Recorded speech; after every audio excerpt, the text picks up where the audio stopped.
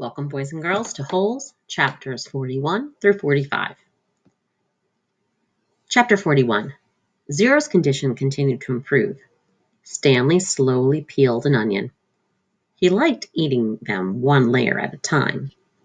The water hole was now almost as large as the holes he had dug back at Camp Rain Lake. It contained almost 2 feet of murky water.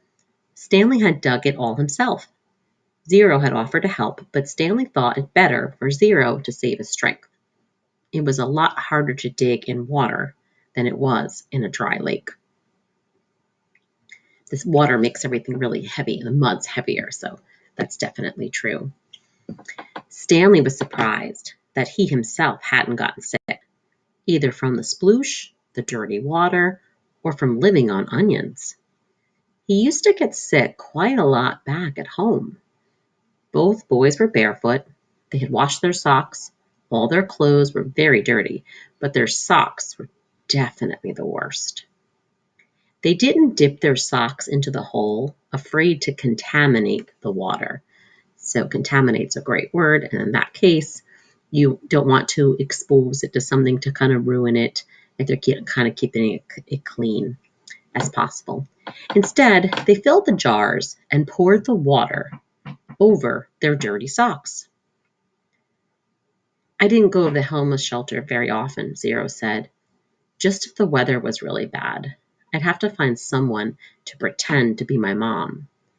If I had just gone by myself, they would have asked me a bunch of questions. If they found out I didn't have a mom, they would have made me a ward of the state. What's a ward of the state? Zero smiled. I don't know, but I didn't like the sound of it. Stanley remembered Mr. Pandansky telling the warden that Zero was a ward of the state. He wondered if Zero knew he'd become one. I liked sleeping outside, said Zero. I used to pretend that I was a Cub Scout. I always wanted to be a Cub Scout. I would see them at the park in their blue uniforms. I was never a Cub Scout, said Stanley. I wasn't good at social stuff like that. Kids made fun of me because I was fat. I liked the blue uniforms, Zero said. Maybe I would have liked being a Cub Scout. Stanley shrugged one shoulder. My mother was once a Girl Scout, said Zero. I thought you said you didn't have a mother. Everybody has to have a mother. Well, yeah, I know that. She said she once won a prize for selling the most Girl Scout cookies, said Zero. She was real proud of that. Stanley peeled off another layer of his onion. We always took what we needed, Zero said. When I was little, I didn't even know it was stealing. I don't remember when I found out, but we just took what we needed, never more. So when I saw the shoes on display in the shelter, I just reached in the glass case and I took them. Clyde Livingston's shoes? Asked Stanley. I didn't know they were his. I just thought they were somebody's old shoes. It was better to take someone's old shoes, I thought, than steal a pair of new ones. I didn't know they were famous. There was a sign, but of course I couldn't read it. And then the next thing I know, everyone's making this big deal about how the shoes are missing.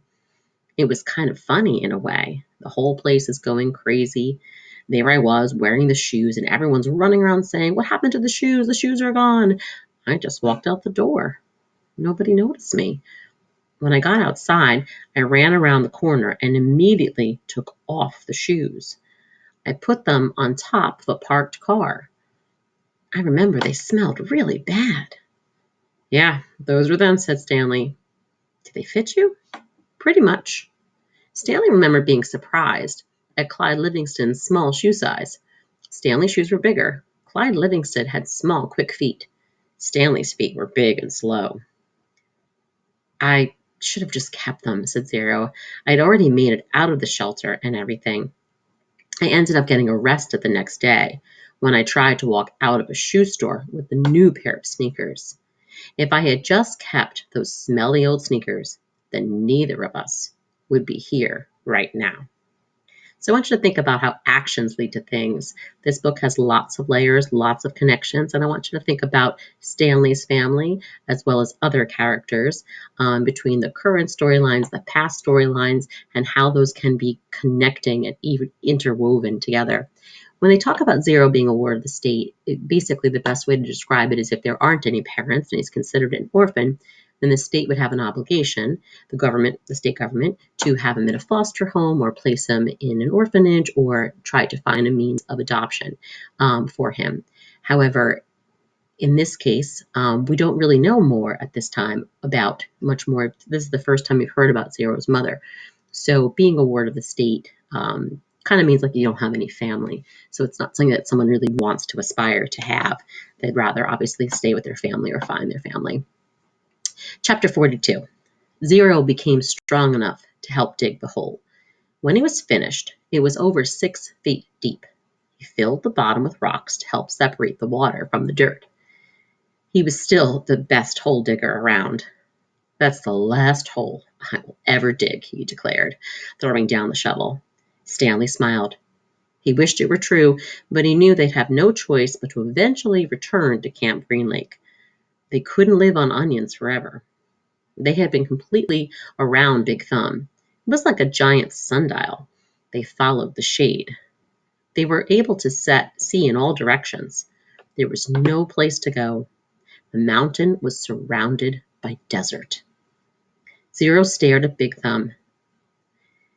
It must have a hole in it, he said, filled with water. You think? Well, where else could the water be coming from? Zero asked. Water doesn't run uphill. Stanley bit into an onion. It didn't burn his eyes or nose, and in fact, he no longer noticed a particularly strong taste. He remembered when he had first carried Zero up the hill how the air had smelled bitter. It was the smell of thousands of onions, growing and rotting and sprouting. Now he didn't smell a thing. How many onions do you think we've eaten? He asked. Zero shrugged. I don't even know how long we've been here. I'd say about a week, said Stanley, and we probably each eat about 20 onions a day, so that's 280 onions, said Zero. Stanley smiled. I bet we really stink. 2 nights later, Stanley lay awake staring up at the star-filled sky. He was too happy to fall asleep. He knew he had no reason to be happy. He had heard or read somewhere that right before a person freezes to death, he suddenly feels nice and warm. He wondered if perhaps he was experiencing something like that. It occurred to him that he couldn't remember the last time he felt happiness. It wasn't just being sent to Camp Green Lake that had made his life miserable. But before that, he had been unhappy at school where he had no friends, and bullies, like Derek Dunn, picked on him. No one liked him, and the truth was, he didn't especially like himself. He liked himself now. He wondered if he was delirious. He looked over at Zero sleeping near him. Zero's face was lit in the starlight, and there was a flower petal in front of his nose that moved back and forth as he breathed. It reminded Stanley of something out of a cartoon. Zero breathed in, and the petal was drawn up, almost touching his nose. Zero breathed out, and the petal moved towards his chin. It stayed on Zero's face for an amazingly long time before fluttering off to the side. Stanley considered placing it back in front of Zero's nose, but it wouldn't be the same. It seemed like Zero had lived at Camp Green Lake forever. But as Stanley thought about it now, he realized that Zero must have gotten there no more than a month or two before him. Zero was actually arrested a day later, but Stanley's trial kept getting delayed because of baseball. He remembered what Zero had said a few days before. If Zero had just kept those shoes, then neither of them would be here right now. As Stanley stared at the glittering night sky, he thought there was no place he would rather be. He was glad Zero put the shoes on the parked car. He was glad they fell from the overpass and hit him on the head. When the shoes first fell from the sky, he remembered thinking that destiny had struck him. Now he thought so again. It was more than a coincidence. It had to be destiny. Now, at this part of the book, there's a lot of other things that have happened, and the idea of A destiny, what happens, the curse that changes things and gives bad luck to his family, and coincidences. Are there things that happen in the book that could have just happened, or is it all part of a larger plan and a destined plan that was going to happen regardless? Just some interesting things to think about. Maybe they wouldn't have to return to Camp Green Lake, he thought. Maybe they could make it past the camp and then follow the dirt road back to civilization. They could fill the sack with onions and 3 jars with water, and he had his canteen as well. They could refill their jars in the canteen at the camp, maybe sneak into the kitchen and get some food. He doubted any counselors were still on guard. Everyone had to think that they were dead. Buzzard food. Now, a buzzard, think of it like a vulture. So that kind of creature in the desert. It would mean living the rest of his life as a fugitive. Fugitive's a good word, but when you're wanted and you're supposed to be in a center or in a prison and you've left and you escaped, you're considered a fugitive. The police would always be after him. At least he could call his parents and tell them he was still alive. But he couldn't go visit them in case the police were watching the apartment. Although if everyone thought he was dead, they wouldn't bother to watch the apartment. He would have to somehow get a new identity. Now, if you heard my cat purring, that's because my daughter came over and was petting my cat, Allie, who was sitting right next to me and intently listening to this story. No lie, she's sitting right next to me. She likes to. She's not sitting on the computer like she usually does, but she's sitting right next to it, and she cannot wait to see what happens next. Now, I'm really thinking crazy, he thought. He wondered if a crazy person wonders if he's crazy. But even as he thought this, an even crazier idea kept popping into his head. He knew it was too crazy to even consider. Still, if he was going to be a fugitive for the rest of his life, it would help to have some money, perhaps a treasure chest full of money. You're crazy, he told himself. Besides, just because he found a lipstick container with KB on it, that didn't mean there was treasure buried there. So he's thinking now if he could get to the spot where he found the actual lipstick container that could really belong to Kissing Kate Bartlett, that maybe he would discover something that was left behind by Kate Bartlett and how she had said it was buried. So this is what he's considering, but there's a big risk in getting to that point. It was crazy. It was all part of his crazy feeling of happiness. Or maybe it was destiny. Now, if you think about what destiny means, the events that will happen to a particular person, so they're kind of bound to happen, or a hidden power believed to control the future. So the actions you take are not necessarily your own. It's set on a path and it was meant to happen, meant to be. You're just kind of going along with it as if someone's kind of pulling the strings like a puppet. He reached over and shook Zero's arm. "Hey, Zero," he whispered. "Huh?" Zero muttered. "Zero, wake up." "What?" Zero raised up his head. "What is it?" "You want to dig one more hole?" Stanley asked him. "Now I want you to think about where that might be and why that next hole would be and what could possibly be a payoff in that big risk." Chapter 43. "We weren't always homeless," Zero said. "I remember a yellow room." "How old were you when you—" Stanley started to ask, but he couldn't find the right words. "Moved out?" "I don't know. I must have been real little because I don't remember too much. I don't remember moving out. I remember standing in a crib with my mother singing to me. She held my wrists and made my hands clap together. She used to sing that song to me. The one you sang, it was different though." "Now, wait a minute, boys and girls. We know that song that was passed down in Stanley's family, and he's recognizing that same song, but just a bit different. Is that destiny? Is that coincidence?" Zero spoke slowly, as if searching his brain for memories and clues. And then later, I know we lived on the street, but I don't know why we left the house. I'm pretty sure it was a house and not an apartment. I know my room was yellow. It was late afternoon. They were resting in the shadow of the thumb. They had spent the morning picking onions and putting them in the sack. It didn't take long, but long enough so that they had to wait another day before heading down the mountain. They wanted to leave at the first hint of daylight, so they had plenty of time to make it to Camp Green Lake before dark. Stanley wanted to be sure he could find the right hole. Then they would hide by it until everyone went to sleep.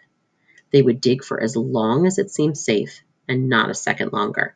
And then, treasure or no treasure, they'd head up the dirt road. If it was absolutely safe, they'd try to steal some food and water from the camp kitchen. I'm good at sneaking in and out of places, Zero had said. Remember, Stanley had warned, the door to the rec room squeaks. Now, he lay on his back, trying to save his strength for the long days ahead. He wondered what happened to Zero's parents, but he didn't ask.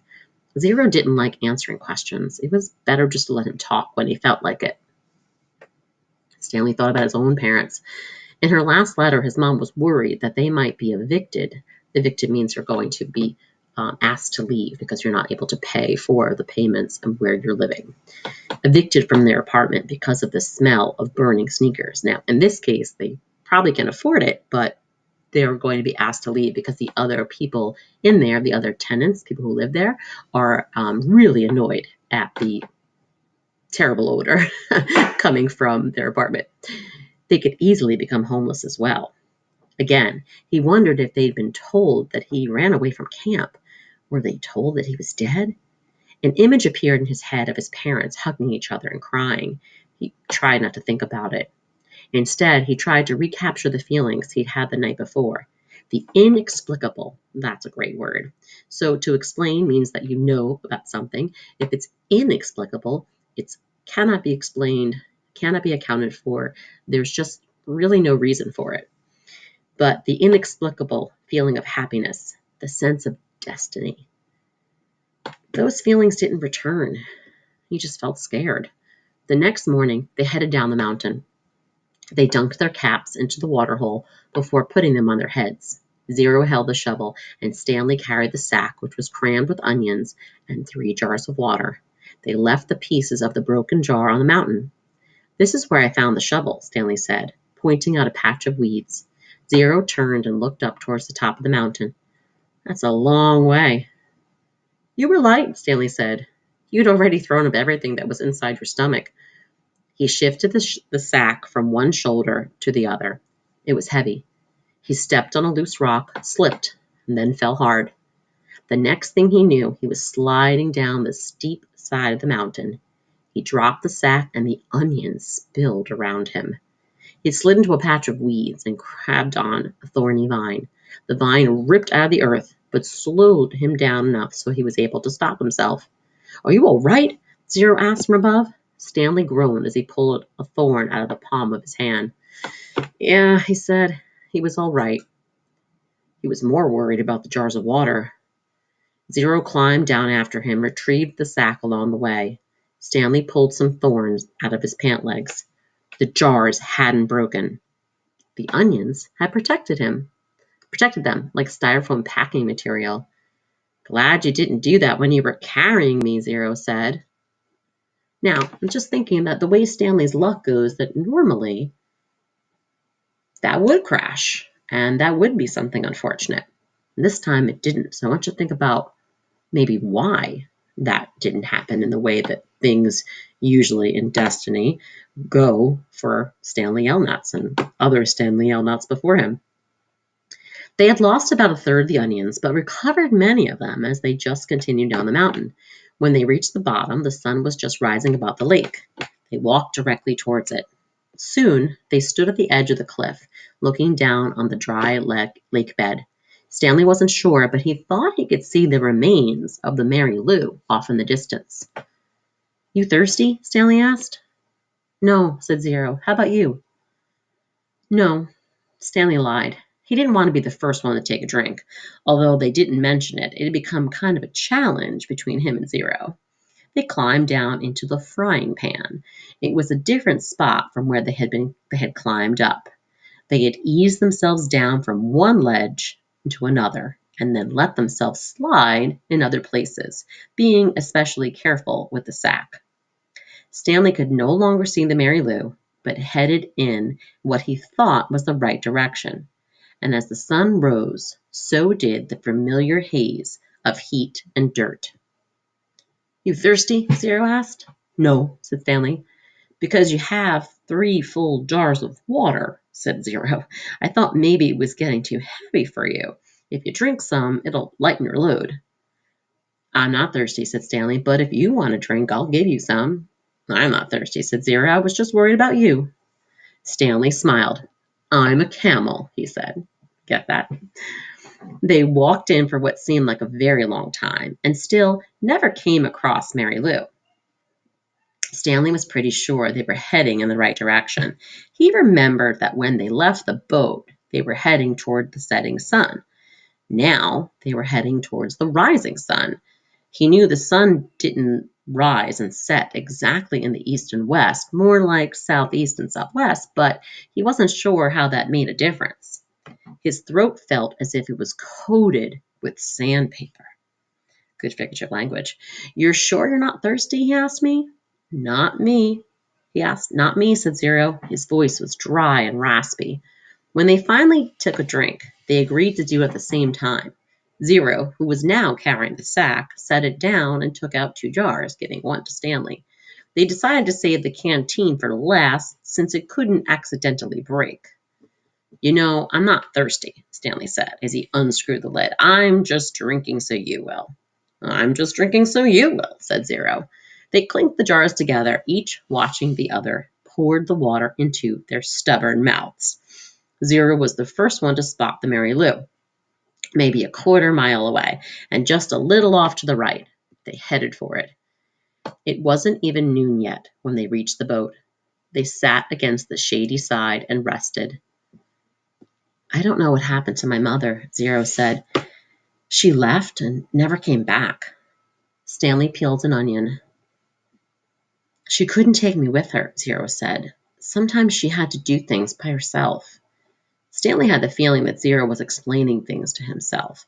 She'd tell me to wait at a certain place for her. When I was real little, I had to wait in small areas, like a porch, a step, or a doorway. Now don't leave here until I get back, she said. I never liked it when she left. I had a stuffed animal, a little giraffe, and I'd hug it the whole time she was gone. When I got bigger, I was allowed to stay in bigger areas, like stay on this block or don't leave the park. But even then, I still had Jaffe. Stanley guessed that Jaffe was the name of Zero's giraffe. Then one day, she didn't come back, Zero said. His voice sounded suddenly hollow. I waited for her at Laney Park. Laney Park, said Stanley. I've been there. You know the playscape, said Zero. Yeah, I've played on it. I waited there for more than a month, said Zero. You know that tunnel that you crawl through between the slide and the swinging bridge? That's where I slept. They ate 4 onions apiece and drank about half-jar of water. Stanley stood up and looked around. Everything looked the same in all directions. When I left camp, I was heading straight toward Big Thumb. He said, I saw the boat off to the right, so that means we have to turn a little to the left. Zero was lost in thought. What? Oh, okay, he said. They headed out. It was Stanley's turn to carry the sack. Some kids had a birthday party, Zero said. I guess it was about 2 weeks after my mother left. There was a picnic table next to the playscape, and balloons were tied to it. The kids looked to be the same age as me. One girl said hi to me and asked me if I wanted to play. I wanted to, but I didn't. I knew I didn't belong at the party, even though it wasn't their playscape. There was this one mother who kept staring at me like I was some kind of monster. Then later a boy asked me if I wanted a piece of cake. But then the same mother told me to go away, and she told all the kids to stay away from me, so I never got the piece of cake. I ran away so fast I forgot Jaffe. Did you ever find him? It? For a moment, Zero didn't answer. And then he said, he wasn't real. Stanley again thought about his own parents, how awful it would be for them to never know if he was alive or dead. He realized that was how Zero must have felt, not knowing what happened to his own mother. He wondered why Zero never mentioned his father. Hold on, Zero said, stopping abruptly. We're going the wrong way. No, this is right, said Stanley. You were headed towards the big thumb when you saw the boat off to your right, said Zero. And that means we should have turned right when we left the boat. You sure? Zero drew a diagram in the dirt. Stanley still wasn't sure. We need to go this way, Zero said, first drawing a line on the map and then heading that way himself. Stanley followed.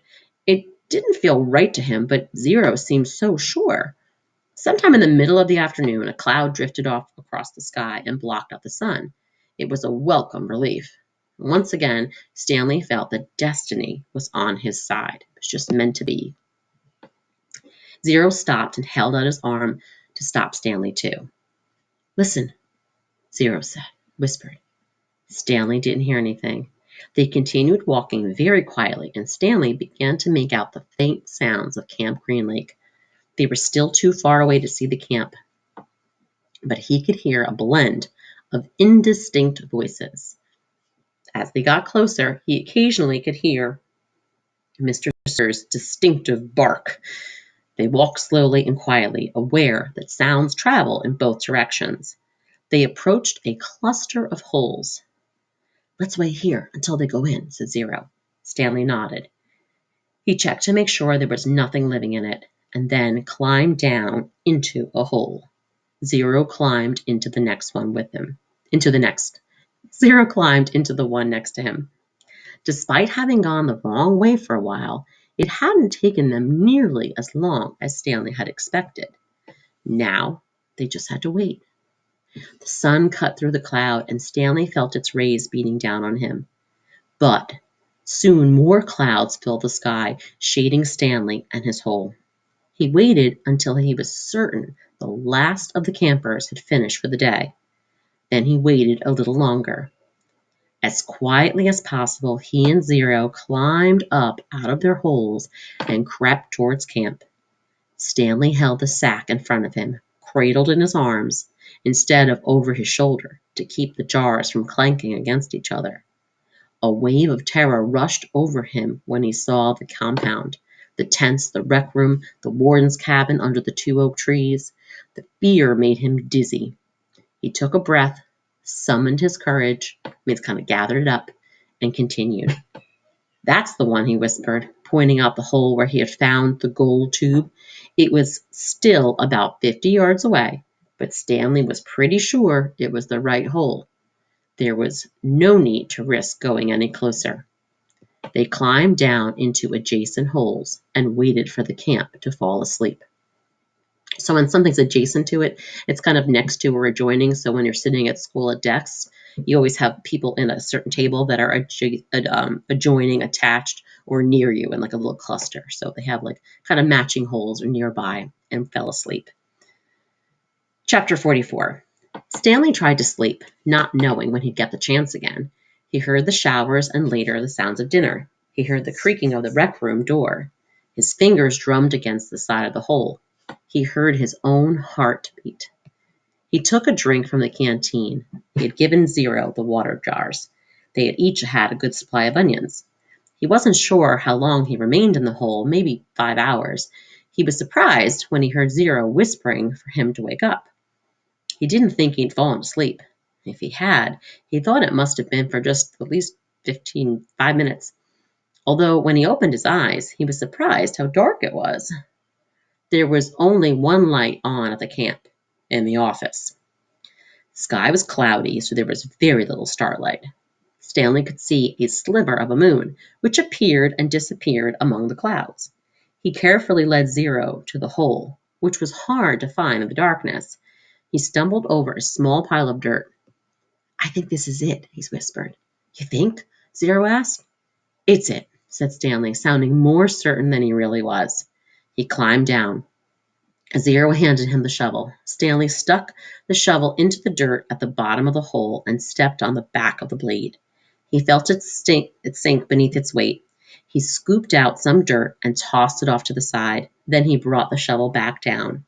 Zero watched for a while. I'm going to try and refill the water jars, he said. Stanley took a deep breath and exhaled. Be careful, he said, and then continued digging. It was so dark he couldn't even see the end of his shovel. For all he knew, he could be digging up golds and diamonds instead of dirt. He brought each shovelful close to his face to try and see if anything was there before dumping it out of the hole. As he made the hole deeper, it became harder to lift the dirt up and out. It was 5 feet deep before he even started. He decided to use his efforts to make it wider instead. This made more sense, he told himself. If Kate Barlow had buried a treasure chest, she probably wouldn't have been able to dig much deeper. So why should he? Of course, Kate Barlow probably had a whole gang of thieves helping her. You want some breakfast? Stanley jumped out at the sound of Zero's voice. He hadn't heard him approach.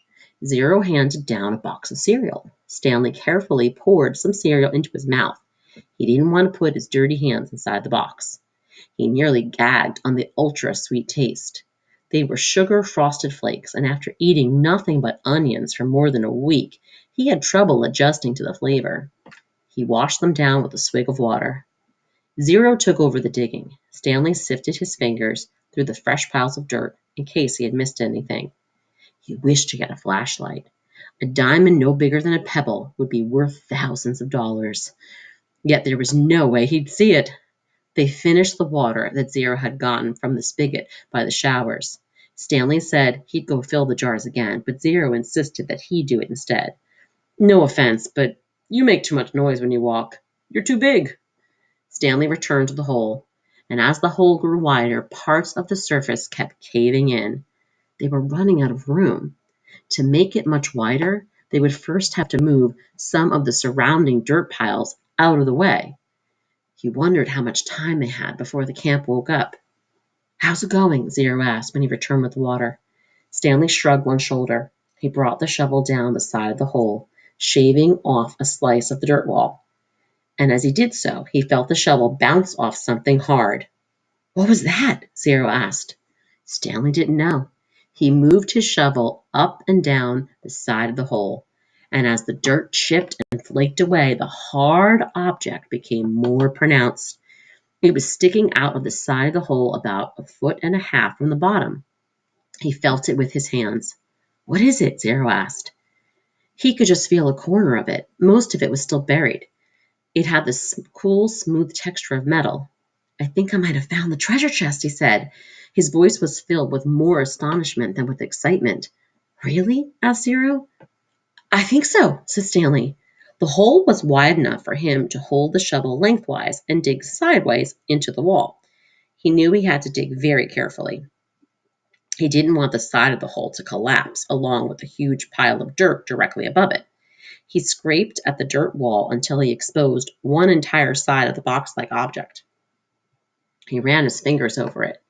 It felt to be about 8 inches tall and almost 2 feet wide. He had no way of knowing how far into the earth it extended. He tried pulling it out, but it wouldn't budge. He was afraid that the only way to get at it was to start back up at the surface and dig down. They didn't have time for that. I'm going to try and dig a hole underneath it, he said. Then maybe I can pull it down and slip it out. Go for it, said Zero. Stanley jammed the shovel into the bottom edge of his hole and carefully began to dig a tunnel underneath the metal object. He hoped it didn't cave in. Occasionally he'd stop, stoop down, and try to feel the far end of the box. But even when the tunnel was as long as his arm, he still couldn't feel the other side. Once again, he tried pulling it out, but it was firmly in the ground. If he pulled too hard, he feared he would cause a cave-in. He knew that when he was ready to pull it out, he would have to do it quickly before the ground above it collapsed. As his tunnel grew deeper and wider and more precarious, great word. Oh, sorry, hold on one second. So we're just talking about, precarious there. So it's going to, in this case, not very sturdy, steady. So if you're walking on something that's kind of precarious, like a old bridge or something like that, it's likely to just fall down, collapse. Stanley was able to feel latches on one end of the box and then a leather handle. It wasn't really a box. I think it might be some kind of metal suitcase, he told Zero. Make an inference there. What could it be? Can you pry it loose with a shovel? Zero suggested. I'm afraid the side of the hole will collapse. You might as well give it a try, said Zero. Stanley took a sip of water. Might as well, he said. He forced the tip of the shovel between the dirt and the top of the metal case and tried to wedge it free. He wished he could see what he was doing. He worked the end of the shovel back and forth, up and down, until he felt the suitcase fall free. Then he felt the dirt come piling down on top of it. But it wasn't a huge cave-in. As he knelt down in the hole, he could tell that only a small portion of the dirt had collapsed. He dug with his hands until he found the leather handle and then pulled the suitcase up and out of the dirt. I got it, he exclaimed. It was heavy. He handed it up to Zero. You did it, Zero said, taking it from him. We did it, said Stanley. He gathered his remaining strength and tried to pull himself up out of the hole. Stanley, a bright light shining in his face. Thank you, said the wardens. You boys have been a big help. Thank you, boys and girls, for listening. That was chapters 41 to 45 of Holes. See you soon for the remaining 5 chapters.